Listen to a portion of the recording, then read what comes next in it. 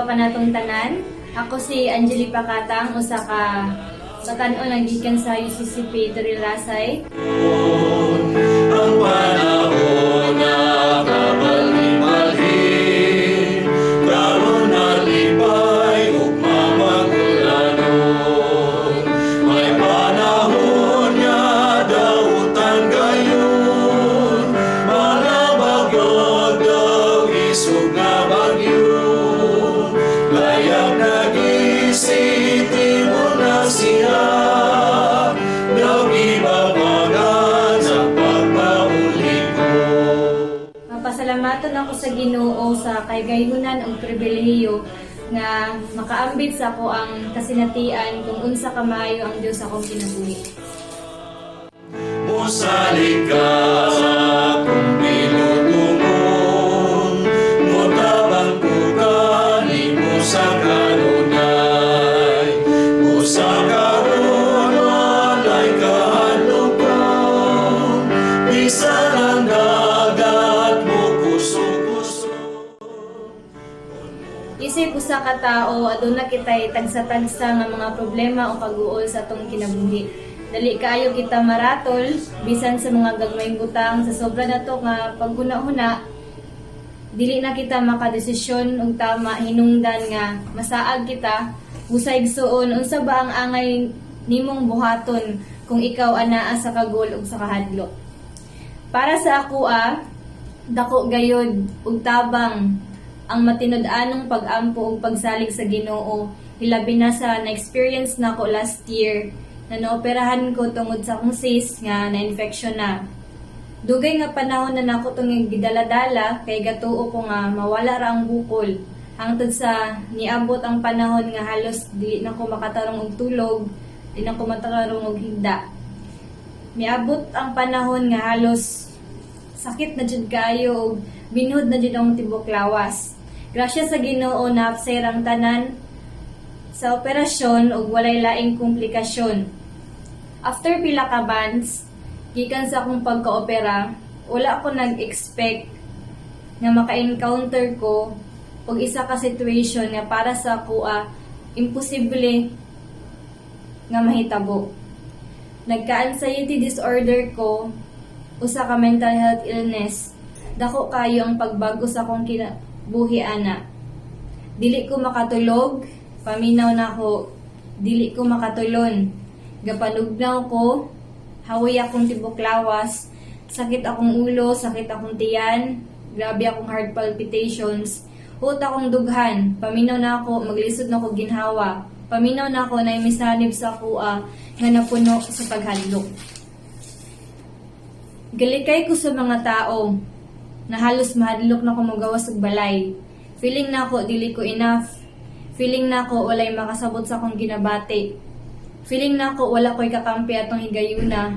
Kay base naingnan ko na nag-inarte lang. Kay lagi daw sa kung huna-huna lang ginatanan. Halos permi ko magkilak tagagabi Magsige na lang kong overthink nga dili na ako makontrol. Naay nagahunghong sa kuha pero dili na ako masabtan kung unsa to. Nawad-an ako gana sa tanan, feeling na ako dili na ako mabalik ang dating ako. Hangtod miabot sa point nga nakikita na ko og psychiatrist diya sa Brokenshire Hospital. Og dihaan natubag tanan na akong mga pangutana. Dili gid ay maayo nga magpalabi gayud tita sa kaguol ug maguna-huna sa mga butang nga dili na nato makontrol. Nagka-anxiety ko tungod sa trauma sa akong opera ug sa pandemic nga ato ang ginaatubang karon. Nasabtan nako nga dili lang diri ako ang naka-experience ani. Ug napanatag ko kay naa day ang mga taong nakasabot sa akong nagian ug labi na ang Ginoo nga gakuyog sa kuha sa kanunay. Nangayo kog pasaylo kaniya ug naulaw ako tungod kay gilimitahan ako siya sa mga butang nga basin dili niya kaya bag-uon sa akong kinabuhi. Na basin tanan ako gikagulan, dili ko niya matabangan which is mali. Busay igsuon kung ikaw man anaa karon sa sitwasyon nga sama sa akong naagian, isaragayo lang atong sangpiton ug duulan kundi ang Ginoo ra jud. Let go and let God kay diya sa iyahan nothing is impossible. Diyos ang nagampanan ka,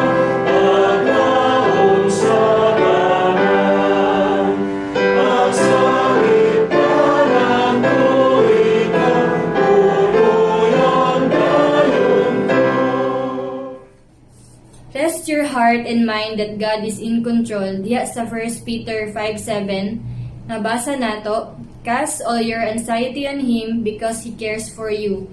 O sa Philippians 4:6-7, do not be anxious about anything, but in everything by prayer and supplication with thanksgiving, let your request be made known to God.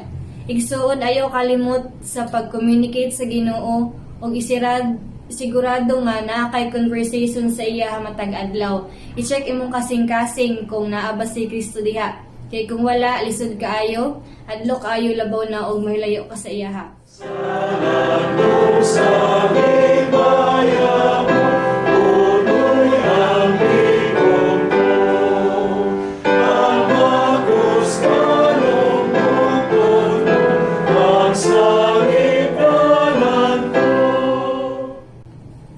Ug karon mapasalamaton ko og dako kay okay nako, nabalik na ang dating ako, malipayon ug wala nay kagulaanan pa.